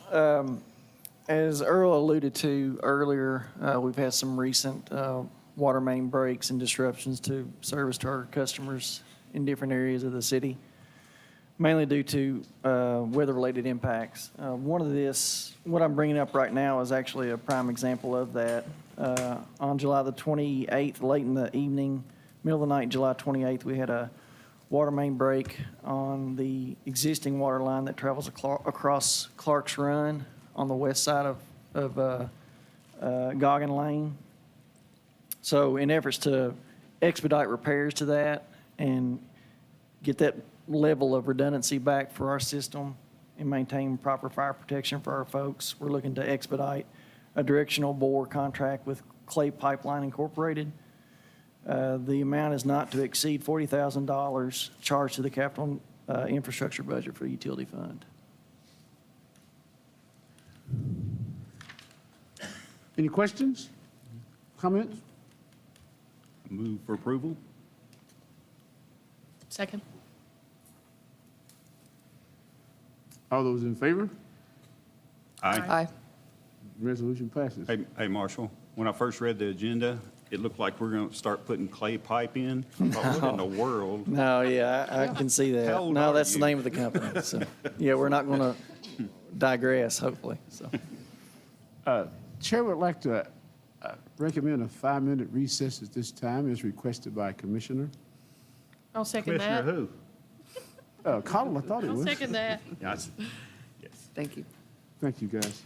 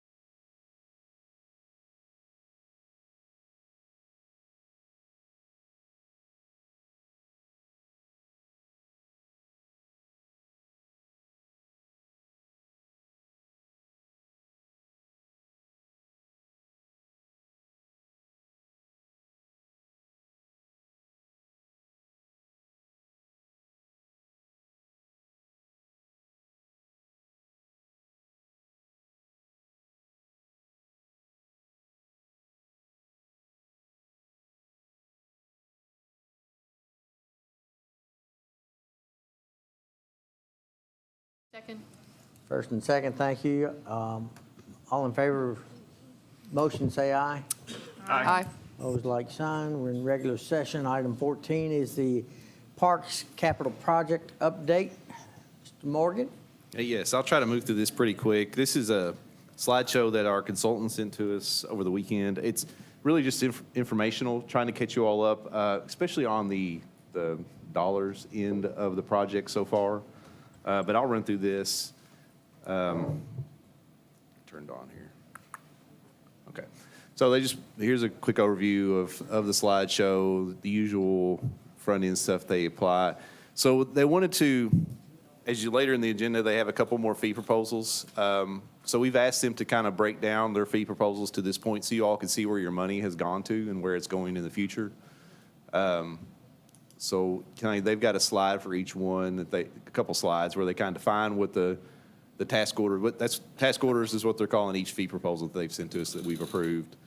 So task order 1 just got us kicked off. We're almost through that initial task order of $194,000. That was all the projects were included in that. It's kind of the kickoff for everything last fall. Tell me to slow down and stop if you have any questions. But Yeah, I think you need to slow down because you probably have some folks in the audience that don't know orientation-wise what they're looking at. Okay. Yeah, this just goes over the different items that they worked on in that first task order. We contracted them for $194,000, and we've spent $177 of that up to this point. All these fee proposals they've given us have been not to exceed hourly proposals. So each invoice that we get has an hourly breakdown of what the hours they've spent on our projects. And there's some kind of and then they included some of the deliverables and sketches and drawings that have come out of those different task orders. What are we looking at here, Josh? So those were kind of the initial, one of the conceptual layouts for Michael Smith, the conceptual layout for the trail system running between kind of downtown and Jenny Rogers and Michael Smith Park. That's the water play feature, the initial schematic they drew for Michael Smith Park, and then that was the initial layout of the aquatics facility at the Wellness Center. You all have seen all of this previously, and this is task order 2. This is Jenny Rogers. Then they took it to kind of the next phase there with the schematic design and some of the exterior improvements. You'll see the initial layout that they proposed along with some of the renderings of the exterior of the building that they're working on now. We contracted them there for $96,000, and we have spent $49,000 to date. And that is what there? That Jenny Rogers? Yes, this is all Jenny Rogers Okay, work. fine. We actually, we've had just meetings in the past couple of weeks with the daycare provider and with some other entities looking to use the building. So we're keeping that moving forward. And I have a schedule at the end that kind of shows you the next few months. Task order 3 is the fairgrounds schematic design. So same kind of concept, but this time for the fairgrounds where they started working on the tennis courts in that area kind of within the circle of roads that will be built, the baseball field and the improvements to the existing building. There's some of the sketches that came out of that. So far, that fee was for $90,000, and we have spent $63,000, so that's pretty far along as well.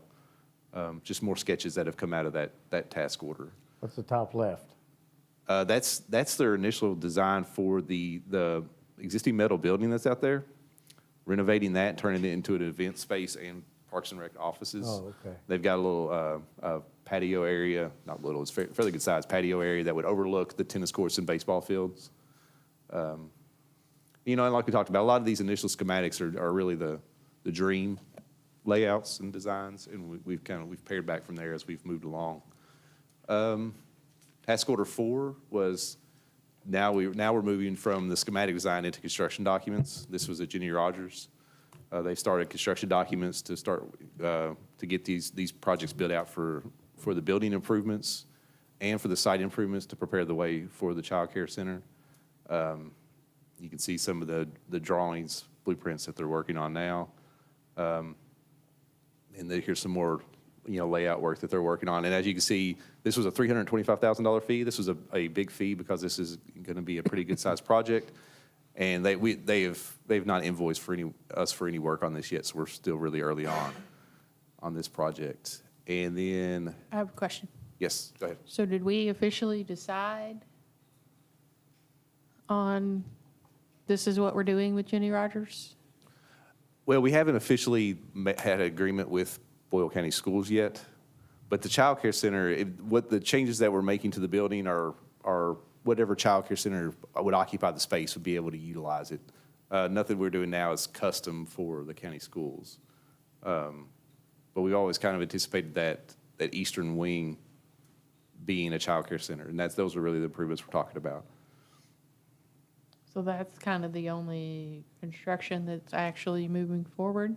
Yeah, what we're calling phase one is the child care center wing, trying to get it usable by spring is really our goal at this point. That's the major component that we're working on at this point.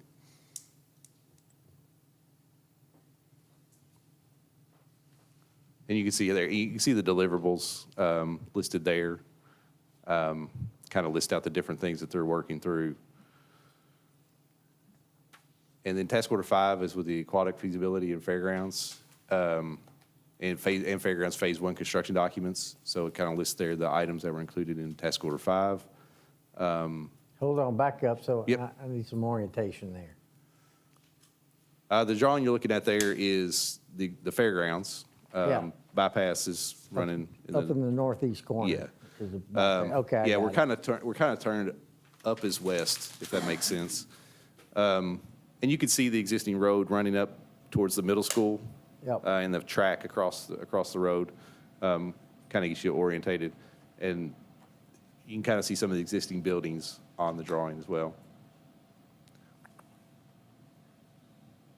As you can see, we're $267,000 on this fee, and we've spent $55,000 to date on it. So they're really taking the tennis courts to construction documents is really the big expense right now there. They're doing some work on the aquatic facility feasibility. And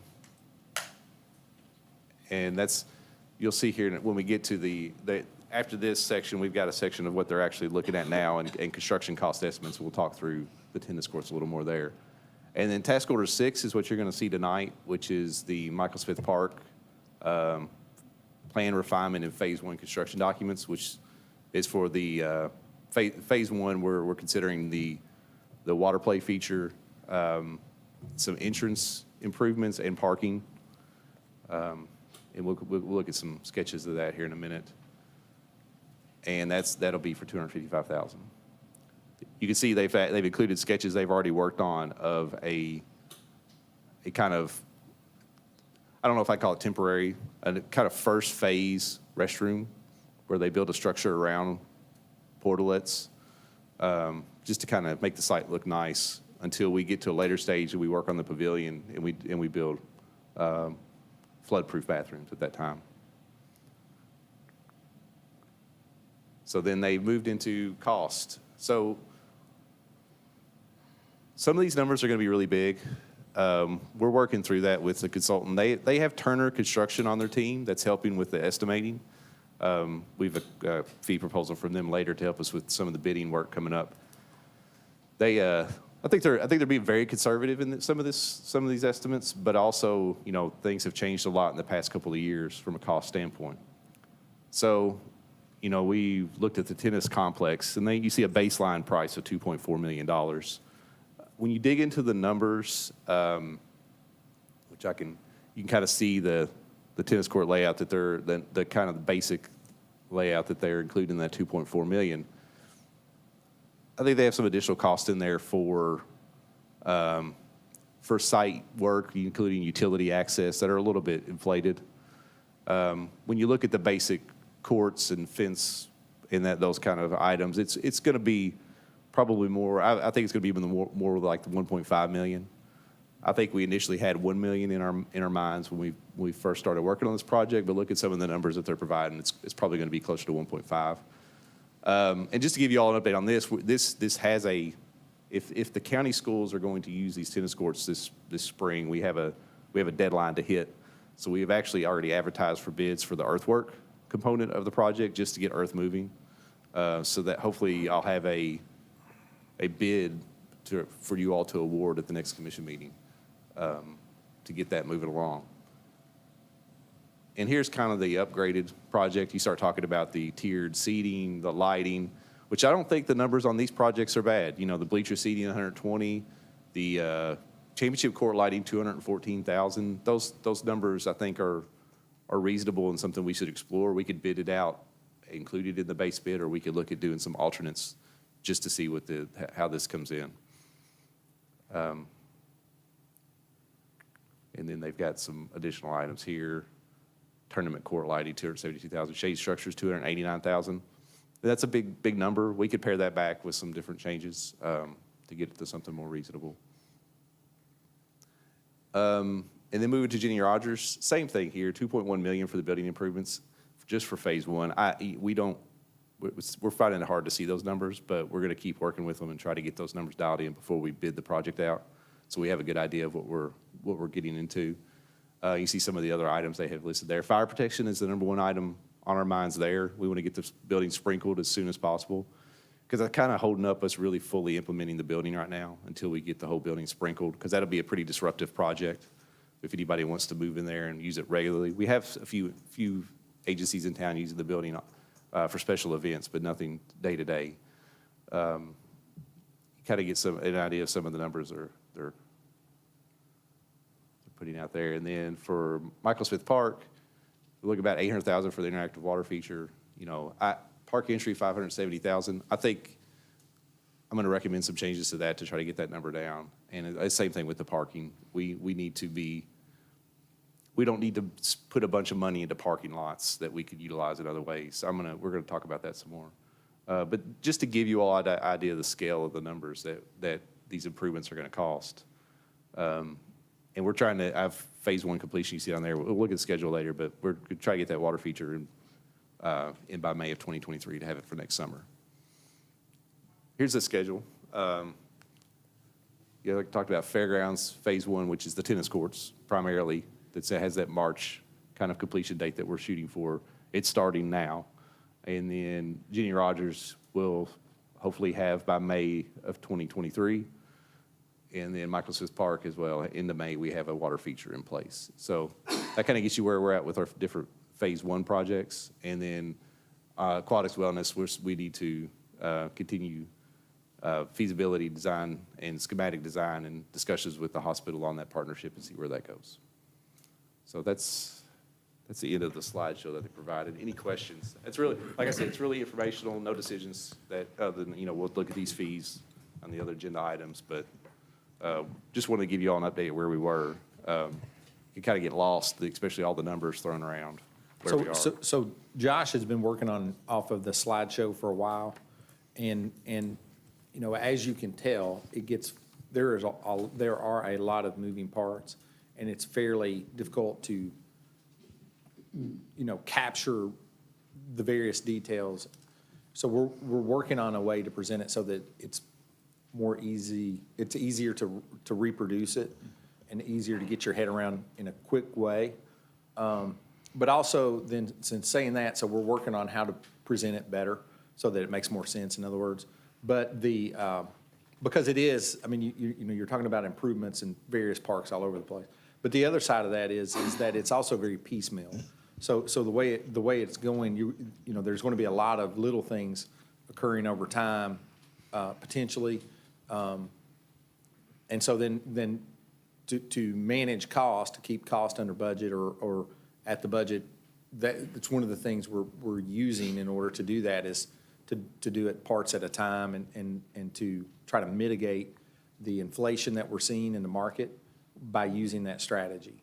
And so you're going to see a lot, unlike a project that you would have, for example, at the fairgrounds where you have one contract, one bid, one contractor on site, fix it all. You're going to see probably more contracts as we go forward. And that is a reaction to the market ultimately. But then two, it's how do you get some things moving forward? So take Michael Smith Park. They have recommendations on the west side of 2nd Street. They have recommendations on the east side of 2nd Street. The recommendations for improvements on the east side step as you move farther east away from 2nd Street. The improvements can be deployed in individual phases.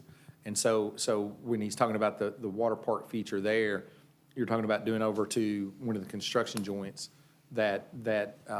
so that you build the west side of the east side, over to, and I don't have a pointer, but the necklace that, as they called it, east of Second Street, right in there where he's pointing. So you can build over to that circle. You've got your playground, you got your splash pad. So then the next larger oval to the right, that can be bid as one phase, right? And be built as one phase. And so the idea is that we can step in the improvements over time to get some things more usable or usable more quickly, but then also to be able to manage the cost impact of inflation also. So hopefully that makes sense. But we'll try to figure out a way to communicate it better so that it's more easily understood than working off the PowerPoint slides that were original. We were trying to be consistent with that, but as time passes, the subjects get more complicated, can be confusing. To the mayor's point, spend time with it so everybody in the room understands. That's that is a challenge, and so we're working on that communication tool. So I'm seeing a slide with the proposed aquatic center one place. I'm seeing another slide with proposed aquatic center somewhere else. I'm seeing a slide that even discusses a fire station. Are we just kind of putting it all out there and seeing how we fit the pieces of the puzzle together? That is true for the aquatics. And so we're doing we have to work through the process with the potential partner of the Wellness Center on that. We have to analyze what that cost impact would be for the city, also them. We don't know what their reaction to that is fully yet in terms of cost share. We're meeting with the schools. We've talked to Dr. Ross a little bit about Jenny Rogers and what services they can plug into there. But we also met with Bull County Schools today and talking about various facility use agreements for the system overall. So there are a lot of moving parts is what our point is. And it's a big complicated subject because you're dealing with so many different locations with so many different uses at each location, right? And so you can almost, we need your feedback too on what is confusing as you go through it. So you feel free to call us with a question, something you don't understand, and we'll try, we will assume that everyone doesn't understand that. So we'll try to bring it back to the commission and provide clarity at a commission meeting so that it's a healthier conversation. When you're looking at Jenny Rogers, that's a big building. And we're not advocating necessarily spending all that money on Jenny Rogers. We removed asbestos flooring. You got to put new flooring down. Once you do that, one part of the building is useful. Once we put the sprinklers in, that kind of thing. So it's. So to the mayor's point, backing up a little bit about the aquatic center, we're not dead set on A or B. Next to the, okay. Correct. No. There's some belief that we've already picked one and. No. Yeah, I think the direction we were given at the last time we discussed it was that we were going to explore the wellness center option. Okay. And see and come back to you all with of what that program and agreement would look like and just make a decision at that point. Until you understand what the hospital's reaction to that is and what role they want to play in that facility or really as a service provider inside of the community, what role do they want to play? You really don't understand what the economics are to that option.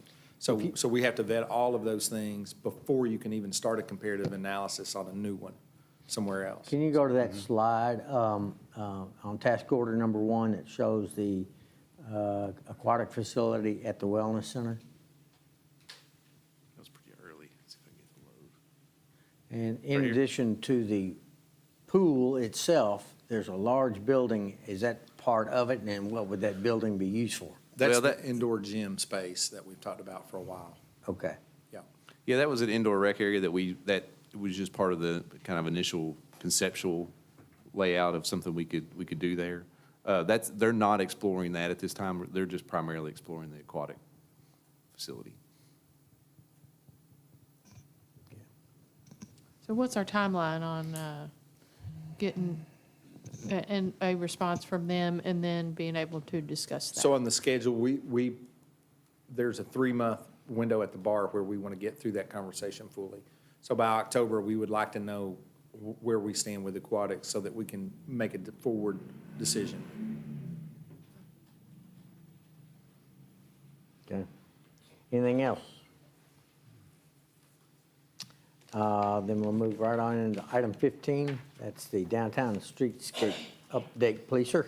Hey, I didn't have any, information to provide, pictures or anything. I just wanted to give you all an update. It seems to be moving along well right now. They're, like we've discussed in previous updates, they're currently pouring I think it's about 8 feet of sidewalk that's adjacent to the buildings down the south side of Main Street. That's allowing them to leave the curb in place so that they don't have to mess with drainage or even, they're even allowing the parking to remain once they move past that area where they're working. So they'll go down south side of Main, and then they'll come back on the north side of Main with the same layout. And then they'll if our materials have arrived at that point, which they seem optimistic about, the pavers and the curb, they'll then start on the south side of Main Street again and do that next section over. They're doing a pretty good job of keeping businesses' doors open to pedestrian access at all times. There's a little slow at first. We had to get some questions answered about some underground utilities, primarily KYTC's, their traffic signal infrastructure with conduit and electrical access. And also we were working with the Marshall's left, but we were working with the water utility on some lead and copper rule issues that in the future we may need to replace a lot of those lead lines on Main Street. So we're putting in some sleeves and identifying areas where there could be future issues. That way we don't go back in 2 years from now and dig up our new sidewalks. So once we kind of work through those two things, that first area was demoed and left sitting for a little while. Once we figured those things out, they've been able to move pretty smooth across the south side of Main. I think they have poured all of the concrete between 3rd and 4th on the south side that they're going to do at this time. So tomorrow they'll be moving to the block between 2nd and 3rd to start forming up for the next pour, kind of in front of the hub and Gilcher buildings. They're planning on doing that. Probably the biggest pour they've done yet on Wednesday. They're planning to pour about 150 feet. So that'll knock out that section just in one day. So I think that's more the size they'd like to do. So far, it's been smaller chunks as they've been able to go. So that's where we are today. For the most part, businesses have been very positive about the project. We've had a couple, small things we had to resolve, but the contractor's been very responsive. I've got a lot of compliments from local businesses about the way they've treated the businesses and spoken to them, and just in general.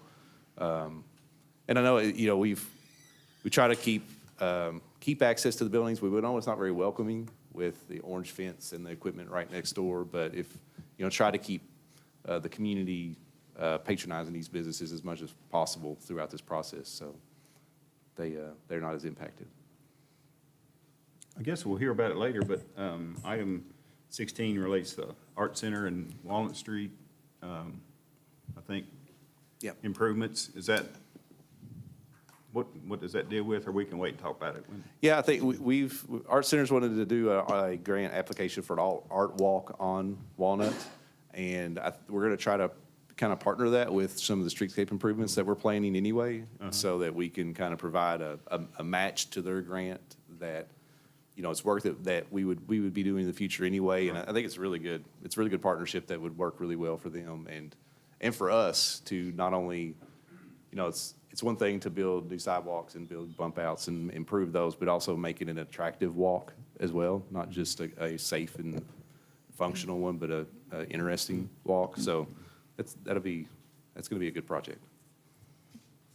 Yeah, thank you for the signs that say the businesses are open during construction. And they're also multiple, and they're very visible. That was actually the contractor's idea. They got those made and put those out. So they're doing their part, definitely. Good stuff. Well, be sure to thank them for being courteous and quick. It's actually, I don't think it's quite as bad as everyone thought it was going to be, which is good. And they've made really good progress. I was very surprised at that. Yeah, I've told them not to let their guard down, because as soon as we think it's going perfectly, something's That's going to okay. go wrong. But yeah, and that's what I've told them as well. Like, if they keep making progress, people will be okay with a little disruption. Like, as long as they're there every day and they're putting work in, people will be okay with some issues. So item 16 is resolution number 2022-08-08-04, Arts Center grant application. Continue, sir. Yes, Kate Snyder is here with the Arts Center. If you all have questions for her, she's putting together this grant application for them. In your packet, you have a letter of support along with, and just kind of the draft of the grant application and some ideas of projects that will be included in it. The big thing is they're asking for a $100,000 match to the grant. It's a 50-50, right? It'd be $100,000 from the organization, and then we would $100,000 from us. So that $100,000 would go to streetscape improvements along Walnut Street. I think we've got, lighting and bump outs and sidewalk improvements, and some of that would be in kind. If we could get city staff to do that work, we would use it as in-kind labor to go towards that $100,000. And we were recommending that we approve the signing of the letter of support, and we will budget the $100,000 in the FY24 budget. To put this into context too, if you'll remember during the downtown master plan, Walnut was discussed at length by your group that led that exercise. The idea is to improve Walnut, to be a gateway into that part of town, to expand downtown by doing that. One of the advantages of this, as Kate talked about it with me, as we formulated that idea, and I appreciate her leadership on that, was it's a good chance to involve Kendall with CVB because it can be an art walk that people can come to. We just have to figure out a lot of the details. So you got a good group that is involved and can be involved, and certainly it's got a lot of positivity to it potentially with Center College's investment in the POW exhibit, and then the improvements we're making at the fountain at Wisiger, and with the Memorial Plaza for the fire department. You can start to see a pathway around town with Constitution Square down there on the far end, so you can easily see a loop using Walnut and the walkability of Main to provide an outlet for someone to do if they come downtown to explore. You can name a couple places where it's like that, where you have this art walk tied into your downtown, and so ours is finite and controlled in that you have this one little block area, and so it has a lot of potential. We're excited about it, and definitely. Yeah, I think we've already got support from some other kind of downtown businesses and entities that are writing letters of support for the grant, so. Okay. Some of the locations that we're looking at, so the hospital is writing us a letter of support. Something along them, we're going to do something right along their chunk of Walnut Street that's so ugly. So they're writing a letter of support. We have a letter of support from Community Trust Bank because they own some of the property that backs up to Walnut. And we have a letter of support from Whitaker Bank because of their property spanning the full width and having Walnut access as well. The piece of the grant that I think we do the best on is there's a whole big section on sort of why now. Like, this is a placemaking grant. It's through the National Endowment for the Arts, and it's how can art impact community. And so we are leveraging all the amazing work that's going on already, being able to come into this grant and say, we have a downtown master plan that is rocking. We have these investments that are going into the streetscape. We have already this arts partnership with the First Responders Memorial Plaza. This is building on established groundwork, which is what I'm hoping will make it very sexy to the National Endowment for the Arts.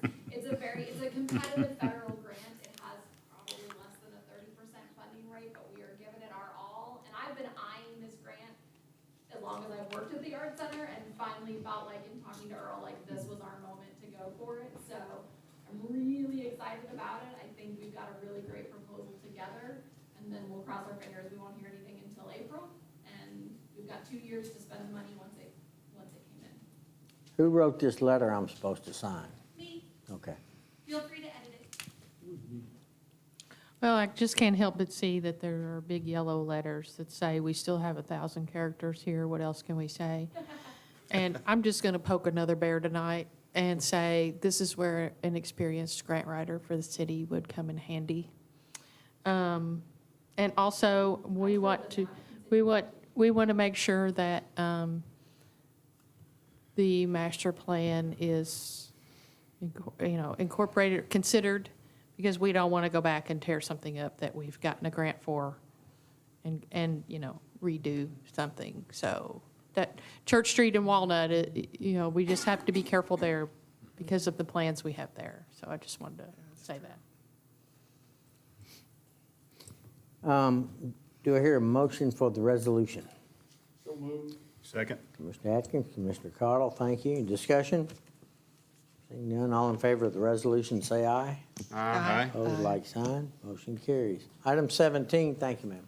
Item 17 is resolution number 2022-08-08-05. This is the design fee for the Michael Smith Park. Mr. Morgan? Yes, in your packet, you have a fee proposal from Bayer Becker to do the Michael Smith Park Master Plan Refinement and Phase 1 construction documents. Like we discussed earlier, Phase 1 is the water play feature along with some parking and entrance improvements. And then the Master Plan Refinement, we've done some public outreach on Michael Smith Park. We don't feel like we've fully, you know, developed the public input on it. So we're going to do a little more work with that this fall with the Soul of Second Street Festival and some things like that to try to get some more public input. You saw a sketch on there, went through the slideshow. We feel like we got it at a pretty good place, but we do want to get the public's input on where it's at. So that fee proposal is in the amount of $255,280 and will be assigned to our Parks Development capital line item. Do I hear a motion for the resolution? I'll move for approval of resolution 2022-08-0805. Thank you, Commissioner Terry. Is there a second? Second. Commissioner Cardle, thank you. Discussion? We figured Ms. Calhoun was your community outreach. She does a pretty good job of that. Yeah, we gotta you know, unleash her on it. And honestly, like, that when we had our public meeting down there last, I mean, it was December at this point that we had that. She was there the whole day bringing people over. She was going over and bringing people across the street and making sure that everybody had their say. So she's definitely an asset down there. And she took credit for the good December weather that we had. Yeah, she did. If there's no further questions or comments, Chair will call the question. All in favor of that motion, say aye. Aye. Opposed, like sign. Motion carries. Item 18 is resolution number 2022-08-08-06. This is the park construction building fee. Mr. Morgan, please. Yeah, the title's kind of a little bit misleading. It's really, this is with Turner Construction. Were a team member that came in and interviewed with Bayer Becker. And like we did previously with Hub and Weber, the architects, where we did a separate contract with them, just to kind of save us a little bit of that overhead cost of having everybody under the same contract. They wanted to do a separate contract directly with us to assist us with the bidding of the Phase 1 projects. That's really where their specialty is make sure the bid packages will get us our best value. And it's in the amount of $43,100. Do I hear a motion for the resolution?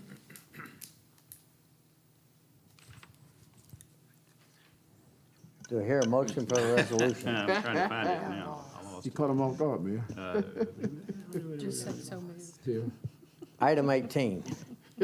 Okay, I'll move to approve resolution 2022-08-08-06. Thank you, ma'am. Is there a second? Second. Thank you, sir. Any discussion? Seeing none, Chair call the question. All in favor, say aye. Aye. All in favor, say aye. Aye. Opposed? Mr. Atkins? Oh, I'm sorry. Motion carries. Item Force me to vote. Item 19 is the codes report. Bridget? Good evening. For the month of July, we issued 40 business licenses. We did 128 NOVs and inspections. We issued 51 parking citations. We had a good month on liens. We recovered 19 liens for a total of $5,493 recovered. Joni attended the National Alliance for Preservation Commission's conference in July and got 10 hours of continuing education courses. She submitted our 2020 and 2021 grants for reimbursement, and we elected new officers for the Architectural Heritage Board. I'll be glad to answer any questions you might have. Any questions, anyone? Looks like a busy time of year. It was very busy. Very. Thank you, ma'am. Item 20 is the resolution number 2022-08-08-07, Highway Safety Grant Award. Chief Gray. Yes, Mayor, that's our annual highway safety grant. It's a national grant. It's fully reimbursed for the traffic,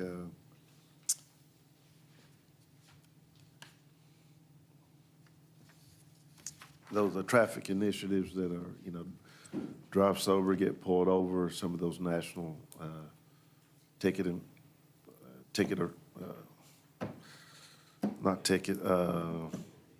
what's it? Click it or ticket, yeah. Those national initiatives, I'm sorry, I'm looking at the wrong piece of paper here.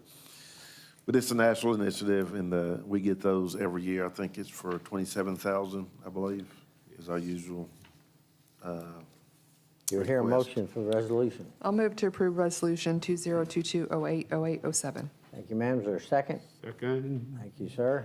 Discussion? Seeing none, all in favor of the motion, say aye. Aye. Opposed, like sign. Motion carries. Resolution number 2022-08-08-08. This is a contract approval for school resource officers. Continue, sir. So I believe we sent the contract to you in part for approval earlier in the year. What this is this is the contract that we've signed with the Danville schools, and you see the reimbursement amount for 10 months. We are supplying them with 2 school resource officers for this year, and we will bill them 10 months for the $6,200. All right. Do I hear a motion for the resolution? I'll move for approval of Resolution 2022-08-0808. Thank you, ma'am. Is there a second? Mr. Cottle, thank you. Discussion? Is this in compliance with the new state law that applies to SROs per campus? Are we sharing this with the sheriff's department, or? It's really not for us to comply with. This is for the schools to comply with. Okay. We've entered a contract with the Danville schools this year for 2 officers.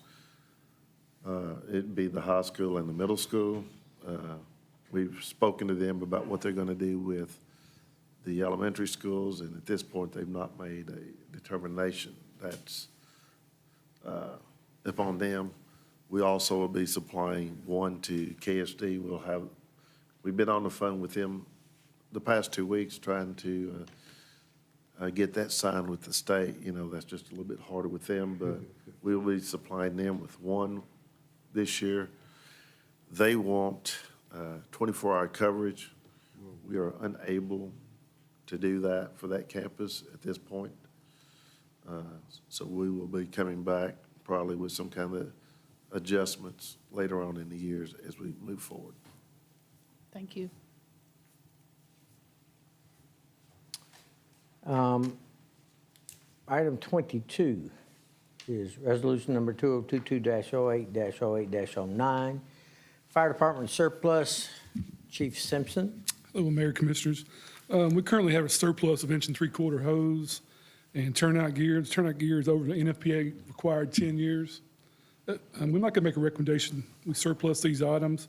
We have 25 of sections of 50-foot red hose, 25 50-foot sections of yellow hose for 2,500 total. Turnout gear, we have 10 helmets, 15 pairs of boots, 5 jackets, turnout jackets, 5 pairs of pants, and 20 pairs of gloves. And these will all be sent to the East Kentucky flooding area. Local fire departments in need there. Thank you. Thank you. I move for approval of Resolution 2022-08-0809 as presented. Thank you, Commissioner Cottle, Commissioner Atkins, thank you. Discussion further? If you got a vehicle or 2, I'm sure they could use that. Yeah, we're working on some items. Okay, good. Thank you. Thank you. Appreciate it. Not a fire truck. No. Any further discussion? Seeing not, Chair will call the question. All in favor of the motion, say aye. Aye. Opposed, like sign. Motion carries. Unless we have a need for an executive session. We do. We do. Under what grounds? Personnel. Personnel. Chair will entertain a motion to move into executive session for personnel reasons. Move for approval of executive, to go into executive session to discuss personnel matter pursuant to KRS 61810-1F. Second. Motion made and seconded. All in favor, say aye. Aye. Opposed, like sign. Can I Motion amend the carries. motion? We are going into executive session. No, you may not.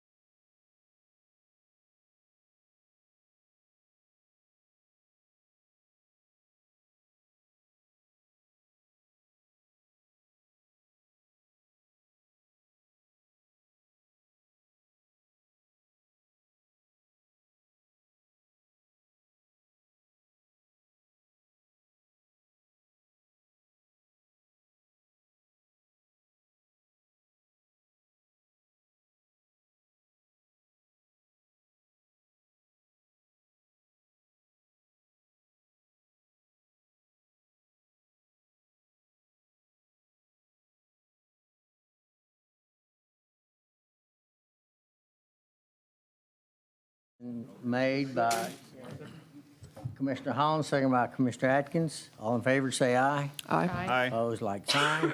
We're in regular session. Mr. Coffey. Thank you. Staff is recommending the hiring of Tim Mormon to the position of firefighter recruit. So moved. Motion made and seconded. All in favor, say aye. Aye. Opposed, like sign. Continue, sir. Staff is recommending the hiring of Marquita McElroy Cass to the position of telecommunications officer. Do we hear a motion? So moved. Second. Motion made and seconded. All in favor, say aye. Aye. Opposed, like sign. Motion carries. Anything else, sir? No, sir, I appreciate your all's effort tonight. Do we hear a motion to adjourn? So moved. Second. Motion made, second, third, and fourth. All in favor, say aye. Aye. Opposed, like sign. Have a good evening. You too.